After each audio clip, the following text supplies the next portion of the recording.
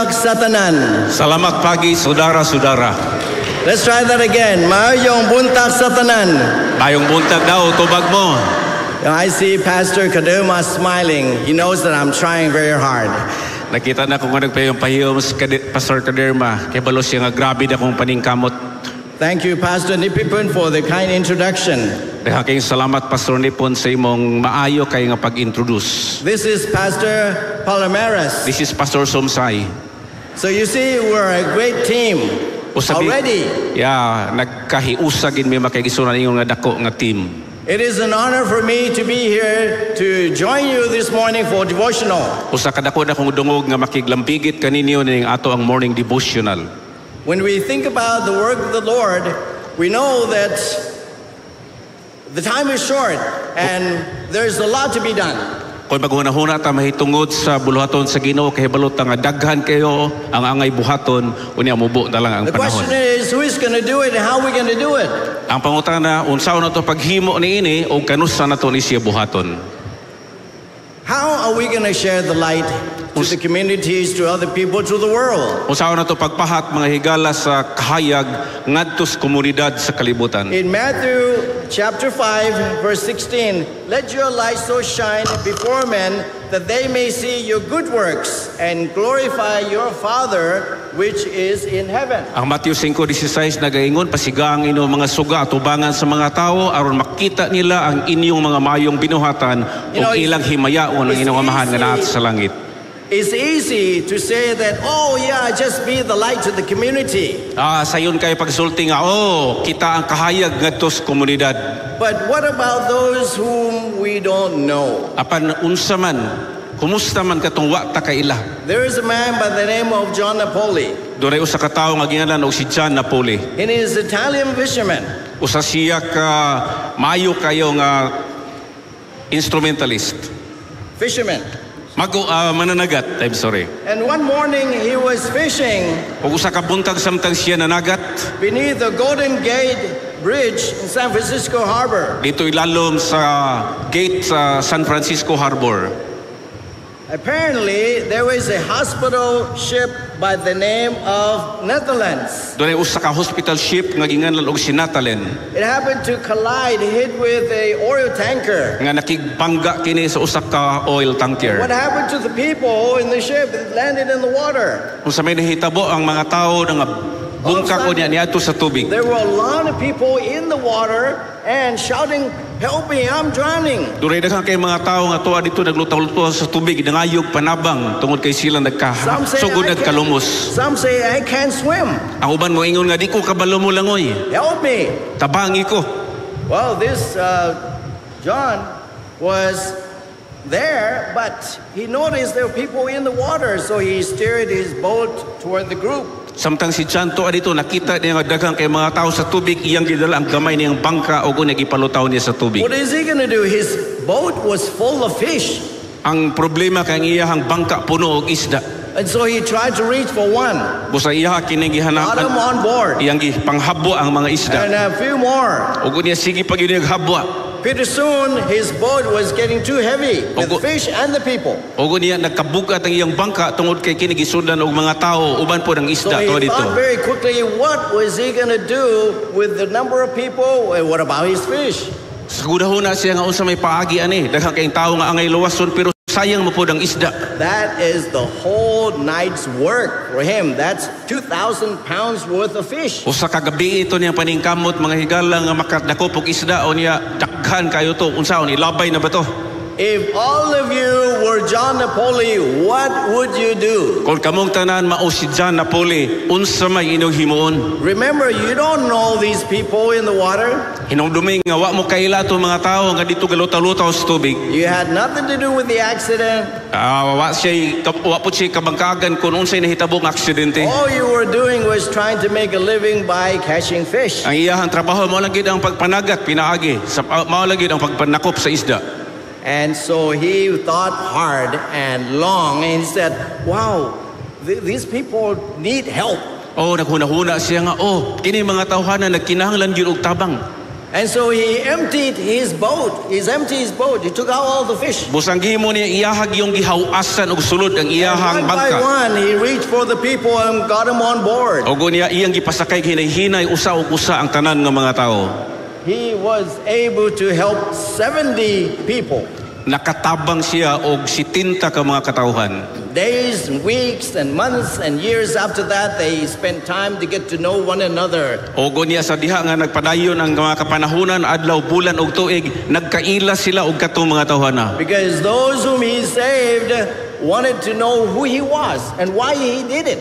Tungod kay katong iyang gipangluwas, gustong mahibalo kung kinsa siya og nganong gihimo to niya.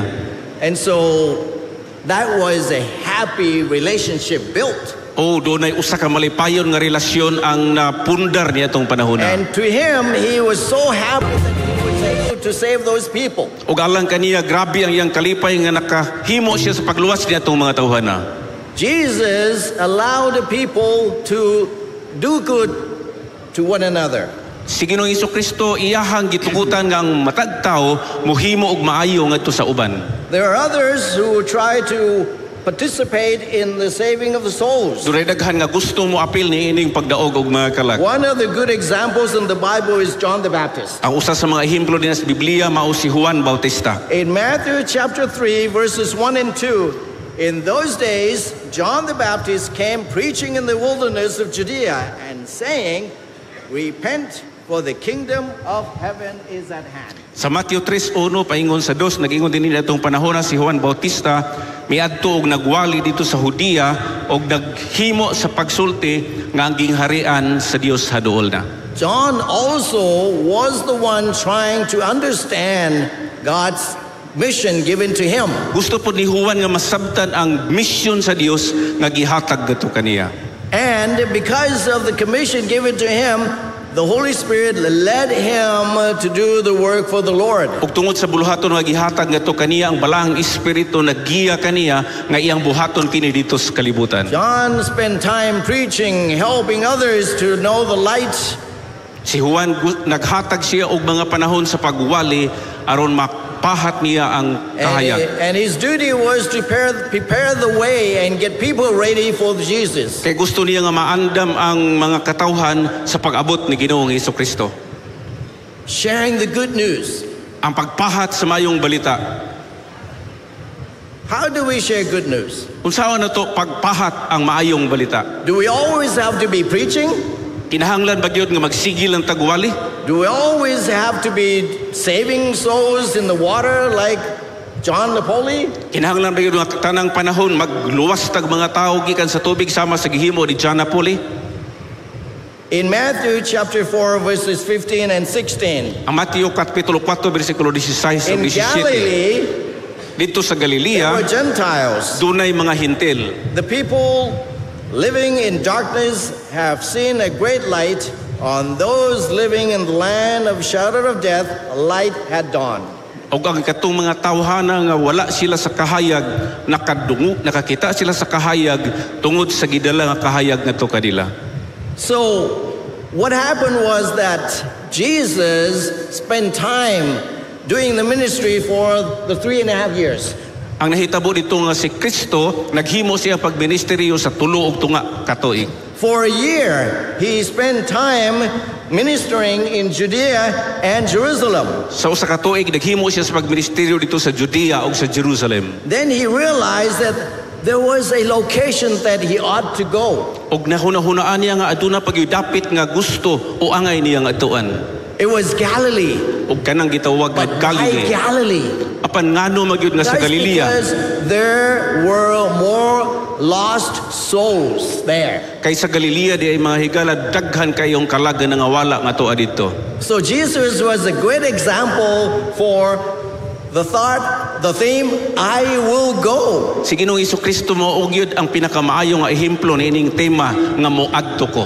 Even though he spent time in Jerusalem and Judea and it was familiar places for him, but he chose to go to Galilee. Bisan pa nga siya sinati na kayo sa dapit sa Judea o sa Jerusalem apan mipili niya nga moadto siya sa Have you Galilee. had that kind of experience in your life that you think that there is a place that you ought to go to serve the Lord because there are needs there. Doon na ba'y experience sa inyo ang kinabuhi nga adunay dapit di ay nga gusto mong paatuon sa Dios tungod kay dunay mga kalag nga nanginhanglan sa kaluwasan. Certainly, I believe the Lord will continue to bless your decision in serving Him. Nahibalo ko og akong gituoan nga ang Dios magapanalangin kaninyo sa mga desisyon nga inyong himuon sa pag-alagad kaniya. And so in Galilee, Jesus took time to spend with the people, preaching, healing. Busa dito sa Galilea, gigamit ni Ginoong Hesukristo ang iyang panahon sa pagwali o sa pag-ayo og mga masakiton. Not only Him doing the work, but He also gave all of us a commission.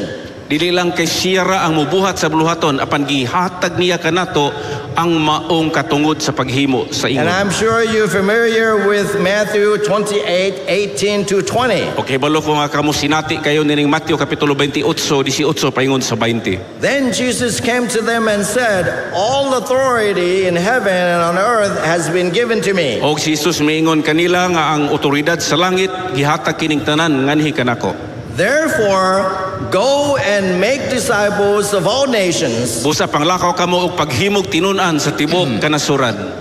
baptizing them in the name of the Father and of the Son and of the Holy Spirit, Nga magabautismo kanila sa ngalan sa Amahan, sa Anak ug sa Balaang Espiritu. and teaching them to obey everything I have commanded you. Og tudluan sila sa paghimo sa mga butang nga akong gisugo kaninyo. Then Jesus gave a wonderful promise, Og unya siya nagahatag og usa ka kahibulungan nga and saan. surely I am with you always to the very end of the age. Nagingon siya nga ako makig-uban kaninyo hangtod sa katapusan sa kapanahonan. You know, it's one thing to have the commission, and it's another thing to put that responsibility into work. Usa ka butang nga kita gitagaan sa tahas og usa pod ka butang nga lahi nga kita mutuman niini nga tahas ngadto sa kalibutan. Now, I remember the time that back in the time we had tsunami in Thailand. Nahinumduman ako ang panahon nga adunay dako kay nga tsunami dito sa Thailand. It was December of 2004. Disyembre kadto sa 2004. That was my second year as a minister of the hospital in Phuket. Ikaduha ka to katuig sa akong pag-alagad isip nga ministro Now, dito sa ospital sa Phuket. Phuket is a beach city of Thailand. Kanang Phuket mga kaigsuonan usa na siya ka syudad nga naa gyud sa baybayon sa If Thailand. you go to Thailand, if you like beaches, you go to Phuket. Kung tumog Thailand unya gusto mo ligo-ligo sa dagat ato mo Phuket. If you like mountains, you go to Chiang Mai. Kung gusto mo mga kabukiran ato pud mo sa Chiang Mai. So Ay lang mo that atong is Pattaya. South Phuket and North Chiang Mai. Ang nahitabo ang dina sa habagatan na dinha ang Phuket o dito sa amihanan to dito ang Chiang Mai. So after returning from a degree for hospital management, I went to Phuket to run a hospital. Igo lang yung kunahuman sa ako ang degree sa hospital management, dito na yung ko gibutang sa Phuket aron ako yung magdumala sa hospital. And then tsunami hit in December of 2004. O niya ang tsunami ni abot niya ng Disyembre 4, 2004. It was very, very unusual experience for a lot of people there because it never happened in Thailand before. Grabe kang ngilngi nga experience makaigsunan tungod kay wa pag ito nahitabo sa Thailand sukad. On Sunday morning, Domingo sa buntag, people noticed the water receding. The water just basically, the shore became larger and larger. nabantayan sa mga tao nga ang maong tubig hisibog siya paingon ngadto sa laut. The water receded way back. You can see fish jumping everywhere. Nibalik na to ang tubig paingon sa laut ug unya ang mga isda naglutaw-lutaw bisag And asa so lang. those who were by the shore were excited. Oh, they went around and caught fish. Busa ka mga tao nga dito sa baybayon, sa ilang ka-excited ngadto sila dito padulong Then aron the manakop water og came isda. back. Og di kalit balik ang tubig. Oh, they were surprised. Wow, the water is back. Kuyawan sila nganong nibalik ang tubig. Then it receded again. Og unya nihiyak na po ang dagat paingon dito. But by that time, Apanian ang panahon na when it came back, it was 10 meters high. pagbalik sa mao nga tubig 10 metros ang gihabugon. So when it hit the shore, Busa sa diha nga kining tubig ni bangga nga tos it baybayon, was so powerful. perting kusuga sa mao nga tubig. Houses were taken out. Ang linibo ang nadala sa mao nga tubig. 10-wheel trucks were placed on top of the roof. Mga tin-wheelers nga mga dagko nga truck gibutang dito sa atop sa mga balay. So many people lost their lives. Daghan kayo ang nangamatay. We were there Dito gid mi trying to help the people amo gisoyan og tabang ang mga tao who were hit. nga na biktima sa tsunami. And some families with 20, let's say some families with 20 people, they lost 19, only one left. So dunay usa ka panimalay nga dunay 20 ka tawo, usa ra gyud ang buhi na bilin. So many people were homeless. Daghang kay mga tawo nga nawad-an og mga panimalay. And the whole Phuket basically stopped functioning. Og ang tibuok nga Phuket halos dili na makafunction sa ilang Many ekonomiya. tourists were trapped in the water and they lost their lives. Daghan pud mga turista nga dito, basig na Pilipino ang nangamatay.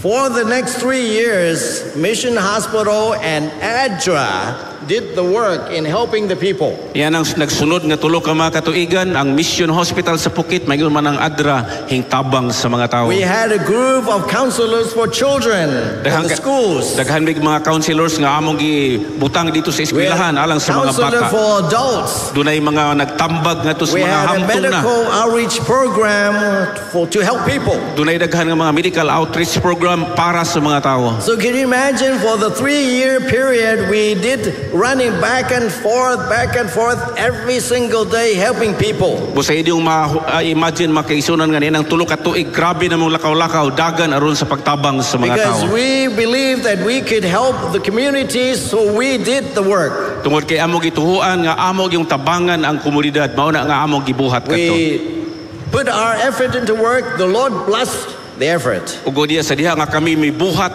ang Dios nagapanalangin sa mao nga buhat nga among gihimo. In Desire of Ages, pages 296 and 297, Sa libro nga Desire of Ages, pages 296 and 297. God's willingness to manifest His power. Ang Dios andam kayo nga mapakita sa iyang gahom. He who is called the fisherman of Galilee is still calling men to His service. Siya nga nagatawag niya itong mga mananagat sa Galilea, nagatawag gihapon siya mga tao karon alang sa iyang bulaton. And He is just as willing to manifest His power through us as through the first Og disciples. siya andam gihapon nga ipakita niya ang iyang gahom nganhi kanato sama siyang gipakita sa una niyang mga tinunan. So when we are committed to serve the Lord, the Holy Spirit will guide and direct us in a special way. Busa kung kita nagtugya na sa atong mga kinabuhi nga ito sa buluhaton, ang balang espiritu motabang kanato sa pinasahi kayo nga paagi. I believe some of you have seen this quotation from the Ministry of Healing, page 143 before. Kay balo ko nga kamo nakakita niini nga quotation din hagikan sa Ministry of A Healing. lot of people say, how are we going to do it? And how can we do it in such a way that we will be successful? Ang mga tao magaingon nga unsaon man nato pagbuhat nining buluhaton nga gibilin sa Dios aron na kini mahimong magmalampuson. Here is a good formula. Ni aragyod ang atong formula. Christ's method alone. Ang metodo lang gyud ni Ginoong Hesukristo. Christ's method alone will give true success in reaching the people. Mao kini ang maghatag og tinuod nga kalampusan sa pagkabuot sa mga tao. The Savior mingled with men as one who desired their good. Ang manluluwas nakigsagol sa mga tao ingon nga usa nga gusto nga masayod sa ilang He kinahanglanon. showed His sympathy for them, Iyang gipakita ang iyahang pagsimpatiya kanila. ministered to their needs, Ug unya iyahang gitubag ang ilang panginahanglanon. and won their confidence. Og sa diha og iyang gidaog ang ilang kumpiyansa. Then He bade them follow me. Og dayon miingon siya, sumunod kamo kanako. You know, we have 4 countries in Southeastern Asia Union Mission. Dunay upat ka mga nasod sa among union sa Southeastern Union Asia We Mission. have Thailand, Na dito ang Thailand, Laos, Laos, Cambodia, Cambodia, Vietnam. og Vietnam. Primarily, these countries there is Buddhism. Kasagaran gyud nga relihiyon niini nga mga nasod ang relihiyon nga Buddhism. Buddhism is very, very strong in these countries. Niini nga mga nasod grabe ka kusog ang Buddhism. A few years ago, we had some members in Laos. Niantong pipila ka mga tuig doon na tayo mga membro din sa Laos. And in a particular village, some of the members were facing difficult situation. Niya ang usa ka balangay ang kini nga mga membro nagatubang og lisod kay nga kahimtang. And so the leaders of the village came to our church members saying that, well, we want you to get out of the village. Ang mga pangulo ni atong mga balangay miadto sa atong mga sakop sa simbahan og niingon nga pamahawa mo niini nga barangay. You're Seventh-day Adventist Christians. We believe that you're different from our religion. We're Buddhists. Kamo nga mga Adventista, mga Kristohanon, lahi gid mo sa among relihiyon, kami mga Buddhist. We want you to move out. Gusto na mo nga mamahawa mo We dinhi. don't like to have you with us anymore. Di mi ganahan nga naa mo makig-uban namo. But in case you're willing to give up your religion, then you can stay. Pero kung gusto ninyo unya biyaan ninyo inyong relihiyon, pwede ra mo nga magpabilin. Wow, that was a big problem. Dako kay ito nga Where problema. would they go? Asa man sila moadto? And so they let the news out and ask people to pray for them. Busa ilaha gipahibalo ang mga kaigsuonan dito og nagsugod ang pag-ampo alang the kanila. church members in the villages. Sa diha nga nag-ampo ang mga kaigsuonan alang niadto mga tawhana dito Number sa one, Baong they didn't want Balangay. to move out. Doon ay usa nga gusto na o andam nga mo lakaw. Number two, they didn't want to give up their faith in Jesus. Ang ikaduha, ang dili sila nga gusto nga biyaan nila ilang pagtuo kang Kristo. So many people pray for them and they themselves prayed. Daghang kay mga tao nga nag-ampo alang kanila og sila mismo nag-ampo usab. How to reach the community. Kung saon nila pag And so they abot sa ilang komunidad. put an effort to work with the community, doing good, visited them, talking with them, have medical missionary work with them. Kung ang gihimo nila dito, ilahang gisilbihan ang ilang komunidad, naghimo sila mga medical missionary work, ilang gitabangan ang komunidad. After quite some time, they could see the difference. Og pipila ka mga panahon ng miagi, nakita nila ang kalainan. And of course, you know, the persecution stopped and many people were more friendly. Nihunong na ang sakit kanila o gunya ang ilang mga silingan na himong mahigalaon ang ato kanila. Because of the prayers of those believers and their faith in God, things change. Tungod sa pag-ampo sa mga kaigsunan o ilang pagtuo nga hugot nga to sa Ginoo mao'y nahimong hinungdan sa kausaban. At the end of the year, we had so many more people baptized. O pagkatapos nila maong tuig, daghan kayo ang nabautismohan niadto nga dapit. Usually we only had about 200 people baptized, but that year we had 500 people baptized. Kasagaran ang among bautismo dito naaragyo sa 200 pero kadtong tuiga nakabautismo kami 500. Praise the Lord for the souls. Among gidayeg ang Ginoo tungod sa mga kalat. So when everybody got together to pray and work for the Lord will bless. Kung ang mga tao mag-aampo og unya magtinabangay alang sa buluhaton sa Ginoo ang iyang buhat mapanalanginan. As you're aware of the fact that the church is trying to get people to do total member involvement. O ang atong buluhaton sa iglesia mao nga ato yung ipadasig nga daghan ang mga tao nga mulambigit sa In the buluhaton. end is total member involvement and total church. O ang atong kulaboton nga ang tibuok yung iglesia mahimong kabahin sa pagdaog mga Total kanak. pastor involvement. Daghan ang tanan ng mga pastor mo lambigit usab. In other words, to be successful, we have to have churches in mission, in conference or union to participate. Sa lain nga pagkasulti aron nga kita magmalampuson kinahanglan nga ang union, ang simbahan ug ang mga misyon mo apil gyud sa buhat. Getting involved is so important. Ang pag-apil maoy usa ka importante You know, kayo. it's so comfortable to say, well, you know, other people are coming up to sing, let them sing, we just enjoy. Usahay ganahan kay ta nga ang uban lay mo kanta. Sige pakantahan lang to sila na maminaw ra ta ganahan ta. When we have the talents, the Lord will bless the usage of our talents for His glory. Kung naata dinhay mga talento, panalanginan kani sa Ginoo alang sa paghimaya kaniya.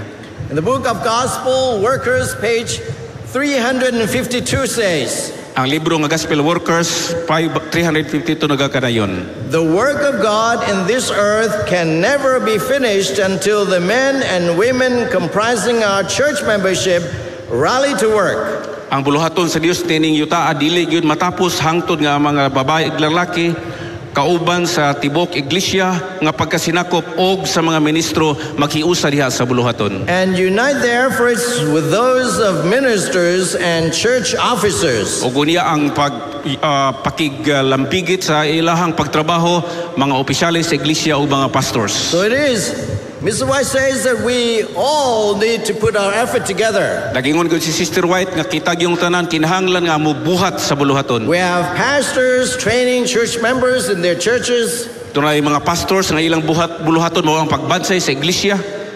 Just a day or two ago, we heard that when the person is newly baptized, the best thing is for them to work. Nadunggan nato nito miagi nga mga adlaw nga kung ang mabautismuhan na gani ang tao, ang pinakamayong buluhaton niya, ang pinakamayong angay kaniya, ipabuhat na yun siya. We're not just to nurture them in their growth for Christ, but at the same time, we put them to work so that they will be stronger. Dili lang kay ato siyang amumahon, apan ang pagbutang kaniya sa buluhaton, makatabang nga siya mahimong himsog nga Kristohanon. And the best thing is to have a buddy system so that when they feel discouraged, they have someone to share their difficulties with and that their faith will be strengthened. O ang pinakamayo nga butangan siya o kauban dito kay in kaso nga maluya siya, magtinabangay sila o magdinasigay. Jesus gave an example of sending people out by two. Ang ehemplo ni Ginoong Jesucristo iyang gipadala ang mga tao duha ka buok. He also gave example of sending many people out to serve God. Naapoy daghan nga ehemplo nga siya nagpadala daghan kay nga mga tao aron sa pag-alagad sa Ginoo. And so this comment, the quotation from Mrs. White says that we all rally together and work for God. Kung sa kini nga quotation ni Sister White nag-ingon na kinahanglan kitag yung tanan ang muduyog alang sa buluhaton. Reaching people who believe differently from us is not always easy. Kanang atong kabuoton kini mga tao nga dili pareha nato og gihuna-huna o gituhuan, lisod na siya mga igsoon. Peter was the first apostle to proclaim salvation to the Gentiles. Si San Pedro mo ang usa sa mga una nga mga tinun-an nga nagwali ngadto sa mga hintil. Earlier, I said that Jesus went from Judea, Jerusalem, and then he went to Galilee. Ganina niingon ko nga sige Ginoong Jesucristo dito siya sa Jerusalem, sa Judea, ug udi ani lahos siya ngadto sa Galilea. Because there were Gentiles there. Tungod kay dikhang kayong hintil sa Galilea. Peter also went to proclaim the gospel to the Gentiles. Si Pedro usab nagproklamar sa maayong balita ngadto sa mga hintil. Peter worked to bring about Inquiry Church, uniting Gentile converts. O guni ang gihimo ni San Pedro nga iyahang gihiusa ang mga nakabig hintil man o Hudyo. You know, in the book of Acts, chapter 10, talked about the experience of Cornelius. Kung imong basahon ang libro sa mga buhat, kapitulo 10, na din ang kasinatian kauban ni I'll Cornelio. say more about Cornelius in a minute. Atong hisgutan na si Cornelio taud-taud. Talked about Peter's experience. O kini naghisgot mahitungod sa kasinatian ni Pedro. Peter was traveling and then he got to Joppa. Sa diha nga siya nagbiyahe, hiabot siya dito sa Joppa. And it was about noontime, he went up to pray. O guni niya ng udto nga panahon, misaka siya sa ato aron sa pagampo. But he got hungry. Apan gigutom siya. What happens? Unsay nahita Tried to mo? pray, but he got hungry. Nagampo siya o niya, gigutom na hinuon. Pwede nila magampo. Yeah, it was difficult to pray when you get hungry, right? Yeah, pahit kayo na nga magampo, gutomon man noon. And because your stomach is troubling you, you know, the noise in the stomach is bigger than noise in your head about praying. Ang iyahang istomago But naguok na. Peter was caught in vision. Apan niya itong panahon na ni abot ang pananaon kang Pedro. I don't know whether it was related to his hungry stomach or what, but there was a white piece of cloth coming down from heaven. Di lang ko kasiguro kung kato iyang pananaon na abot to'y kalambigitan sa iyang tiyan nga naghilab na kayo, pero nakita siya og habol nga gitunton gikan sa langit. There were animals, four-legged animals and animals that he never thought that he could see. Daghang kayo mga mananap nga sulod sa habol maginiwa na buslot mananap nga wa pa gini makiti ang uban. They all look strange to him. Alang kaniya ka dili kasagaran ang talan-awon. There must be all the animals who are unclean. O kasagaran ra ba dito sa mga mananap dili makaon. And the voice said, "Get up, arise, and kill." O ang tingog nga nadungog niya naingon bangon, pag-ihaw og kumaon. I can't eat that food. Di ko pwede mo kaon kay nailibitiko diha. Lord, I can't eat that food. Ginoo, di ko pwede mo kaon. Ana Then kay he hugaw. came up and up, went up and come down. This happened 3 times. Ug diya gihaylo gid siya nga pakaonon ug nahitabo kini tulo ka The higayon. voice said, well, basically, what I have clean, it's safe to eat. That's the message. Nagingon ang tingog nga ang tanan nga ako gihinluan, pwede na nakaonon. But when we read further in the Bible, in the chapter, we know that it's not about the food. Apan kun imo tan-awon ang baong kapitulo, ang pananawon dili ni mahitungod sa pagkaon. It's about reaching other people who were not whom he was familiar with. They were not Jews. Ang boti pasabot ini nga kabuton ang tanan nga mga tao bisag dili sila mga Hudyo. You see, Peter's ministry was with the Jews. Kaya ang iyang pagministeryo sa wala pa na nahitabo, iyang gi-focus ngadto sa mga Hudyo. But there was somebody else that God wanted Peter to reach. Apan dunay usa ka tawo nga gusto sa Dios nga mautos siya ang adtuon ni Pedro. They were the Gentiles. Ang kanang mga hintil. Jesus' last words before his ascension were of a missionary nature. Ang iyahang katapusan ng mga pulong sa wa pa siya mukayab sa langit, usa ka pulong sa missionary. Ye shall be witnesses unto me both in Jerusalem and all Judea and in Samaria and unto the utmost part of the world. Nagingod siya nga kamo mahimong ako mga saksi dinhi sa Jerusalem ngadto sa Judea ug sa tibuok nga bahin sa kalibutan. Here again we see the mandate to spread the gospel into all the world. Busa atong nadawat ang mando nga kining maayong balita ato og yung isangyaw sa tibuok kalibutan. But God had a purpose for Peter. Apan adunay tuyo ang Dios kang Apparently Pedro. at that time, the man by the name of Cornelius, Ang maong tao nga si Cornelius mao'y gipabisitahan sa Dios ni Pedro. who was Cornelius? Kinsa man ni si Cornelius? He was a pagan officer in the Roman army. Usa siya ka opisyal nga pagano sa Romanhon nga mga sundalo. Cornelius would have been one of the 6 centurions with 600 people, soldiers under his command. Si Cornelio usa ray siya ka pangulo nga adunay 600 ka mga tawo nga nailalom sa iyang pagbulutan. And the headquarters was in Caesarea. O ang ilaha didto nga kampo tuwa sa Caesarea. Cornelius was a God-fearing man. Kadtong maong tao nga si Cornelio mahadlukod siya sa Dios. He enjoyed spiritual fellowship with his family. Daghang iyahang kalipay nga adunay espirituhanon nga panagtigom kaubad sa Pray panimalay. regularly. Siya nagaampo sa regular nga paagi. He was generous to the people. He gave money to help even the church. Maghihatagon siya nga to sa mga tao, naghatag siya kwarta bisan pa sa So iglesia. when he prayed to God, God heard his prayer. Busa sa diha nga siya nagaampo sa Dios, gidungog ang iyang pagampo. God said, I have heard your prayer. He sent angels to Cornelius. Nagingon ang manulunda nga ang Dios nagadungog sa imong pagampo, gisultian si Cornelius. When he sent angels to Cornelius, he spoke to Cornelius, but the angel did not preach to Cornelius. Sa diha nga nagpadala ang Dios ug manulunda ang ato kang Cornelio, dili ang manulunda mo'y nagwali nga ato kang Cornelio. Here's what Acts of the Apostles, page 133 says. Ang Acts of the Apostles, page 133 nagaingon. Believing in God as the creator of heaven and earth, Ang pagtuo sa Dios ingon nga maglalalang sa langit ug sa yuta.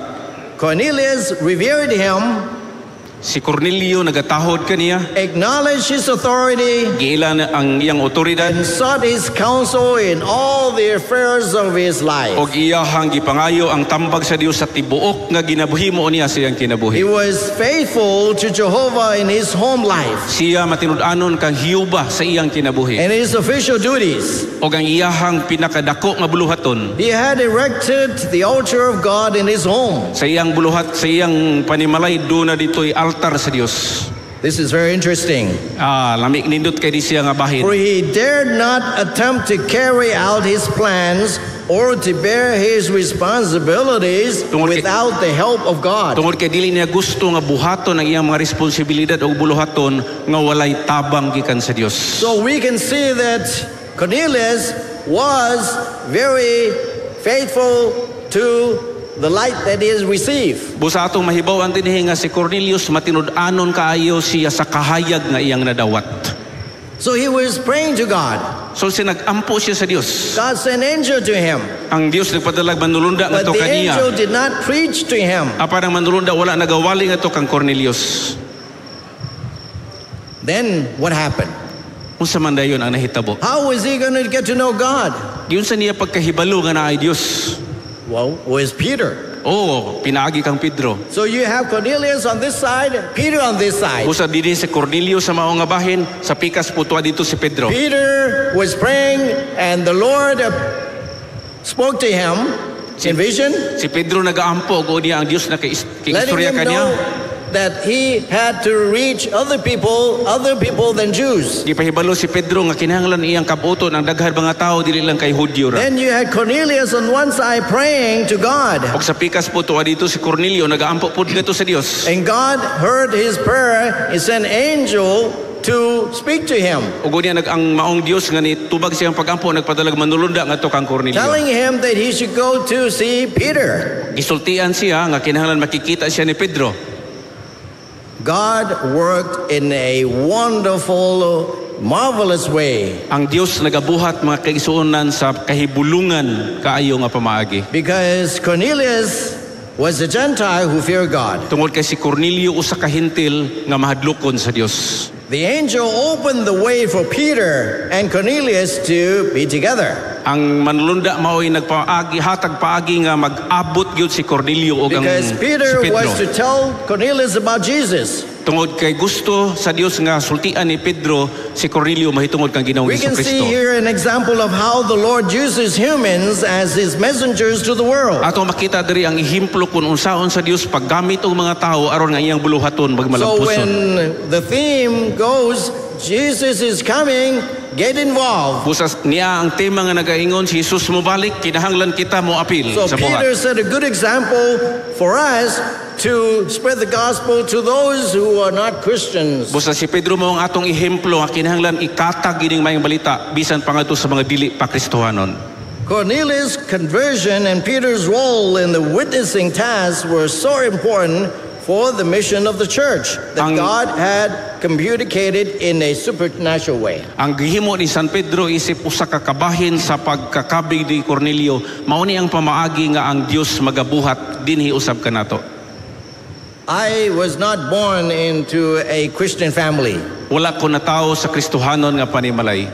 I learned Christianity through the English language school down south of Thailand. Nailhan ako ning Kristyanismo sa diha nga nag-eskwela ko og English language school. We had a hospital in Hajai, a small hospital near Malaysian border. Doon natay gamay nga hospital ito sa Hadja, dool-dool na sa putlanan sa Malaysia. You see, if you're familiar with the map of Thailand, you have Phuket on one side of the south. Kung nakita ni kung familiar mo sa mapa sa Thailand, tuwa dito sa south dapit ang kanang dapit sa Phuket. On the opposite side of the south is Hajai. Og dito sa iyahang tugbo nga bahin, mao dito ang And Hadjay. so there was a hospital there. Busa doon ay hospital dito. We have churches there. Doon na po yung mga simbahan dito. We have one English language school there. Og doon ay usa ka one English language school. My parents were not Christians, Ako mga ginikanan, dili sila Kristohanon. but they wanted me to go to school. Apan gusto sila nga moadto ko mo eskwela sa English They language wanted school. me to learn English Kaya gusto sila nga mahibaw ko mo sultig because English. they believe that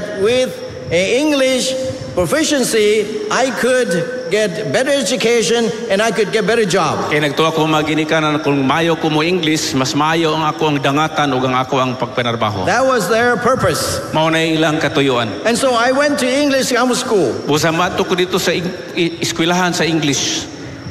I paid 1 hour for class, Nagbayad ko usa ka oras sa klase. but there was a free English lab. Apan doon na day way bayad nga There was a- English laboratory. There was another hour of a free Bible class. Doon ay usa ka oras pod nga pagtuon day sa I Biblia. remember my purpose was to learn English. Hinumdumi nga akong tuyo dito mao ang pagkat-on sa And so pinulungan nga I could English. get 1 hour of English class, Doon ay usa ka oras nga para sa English class. 1 hour to spend in the lab, Og doon na po'y usa ka oras nga dito ko sa laboratory. and 1 hour to be taught by the American English teachers again for the Bible. Og usa ka oras pod nga tudluan ko sa usa ka English teacher nga gikan sa I Amerika, remember Biblia ang giskutan. they introduced the Bible, the Good News Bible to us. It was the kind of Bible that has the cartoon drawing. Katong usa ka Biblia nga Good News Bible pakita nato katong na yung mga drawing nga murag karton. And so I really enjoy reading the Bible. Busa na giganahan ko sige basa sa Biblia. And so they kept working with me. Busa giganahan na gyud ko og nagpadayon ni. They invited me to church on Friday evening. Og niya nang Biyernes sa gabi ila ko giimbita nato sa I simbahan. serve as a translator like Pastor Palomares. Og niya ako'y nagtranslate dito sama ni Pastor When you Somsay. have to translate, you have to learn very fast. Kana mangong mag-translate ka, makakaton po nga imahag yung iproseso og maayo ang So informasyon. after 3 years of the student missionaries working with me, the Lord led me to baptism. Og niya nang tulo ka mga tuig nga sige kog apil dito sa mao nga mga aktibidades na bautismohan ko. You see, the student missionaries spend part of their lives to come to the mission field. Kining mga missionary ko nino tanawon ang ilang kinabuhi mao nga moadto sila sa mga mission field. Some of them were only second year college student. Dunay pipila kanila nga naa pa lang sa ikaduha nga Some of ang sa them only kolehiyo. freshmen. Ang uban mo pagipagsugod sa college. Some of them finished college, but they came to serve as missionaries. Doon na po uban nga mga missionaries nga human na sa college pero nibalik lang yun aron mo So alagad that's nga how I missionary. became a Christian. Ngunay paagi nga ako nahimong Kristohanon. Then my sister became a Seventh Adventist Ug niya akong Christian. igsoong babae nahimo pong Adventista. Years later, my mother also became a Seventh Adventist Christian. Pipila ka tuig ang miagi ang ako na pong inahan mao'y nahimong All Adventista. because of someone taking the initiative to share the light of the love of the Lord with us. Kini nahitabo tungod kay dunay usa nga naningkamot nga ang gugma sa Dios mapahat ngadto kanamo. So each and every day, we can ask ourselves, as we receive rich blessings from the Lord, what are we going to do with the blessings and share the light with other Busa people? matag adlaw kinahanglan nga atong pangutanon ang Dios nga unsaon nato ni mga panalangin nga atong nadawat sa pagpahat ngadto sa ubang mga tawo. The theme is Jesus coming, get involved. Ang atong tema karon nagaingon si Jesus mo balik yod. Kinahanglan mo buhata. Can we all get involved? Moapil ba ta tanan? Would you like to get involved? Gusto ba mo moapil? If you like to get involved, would you stand with me for prayer? Kung gusto mo moapil sa buhat, pwede ba nga motindog mo kauban mo diha sa pagampo? Father in heaven, this morning, Amahan mong langit nun ini nga buntag. we are here early to start the day with you. Sayo kay mi dinhi aron makig-uban mi og sugdan kining adlaw kauban nimo. We are here early to worship you. Nining sayong buntag kami nagasimba kanimo. We're here to pray to you. Niya mi diri aron pagampo nganha kanimo. We recognize that the time of the end is near and Jesus is coming. Among giila nga duol na lang ang panahon og mobalik na si Ginoong We Hesukristo. pray, Lord, that each day you will help us to get involved in saving souls. Nagampo mi Ginoo nga matag adlaw ibo ming tabangan nga mo apil na gyud mi o mulambigit sa buluhaton pagdaog og kalag. Help us to reach out to others with your blessing in a special way. Tabangi mi nga among makabot ang uban pinaagi sa imong mga panalangin sa pinasahi nga paagi. As we dedicate our lives to you for service, we pray that you will fill us with the power of the Holy Spirit. Sa diha nga among gididikar ang among mga kinabuhi diha sa pag-alagad pun-a kami sa balang espiritu. Thank you, Lord, for hearing and answering our prayer. Salamat Ginoo nga imong gitubag ang among mga pagampo. For we ask in the name of Jesus. Kaya mo ning Amen. ipangayo sa ngalan ni Hesus. Amen. Thank you. Please be seated. Daghang salamat. Pwede na ta mo balik og lingkod.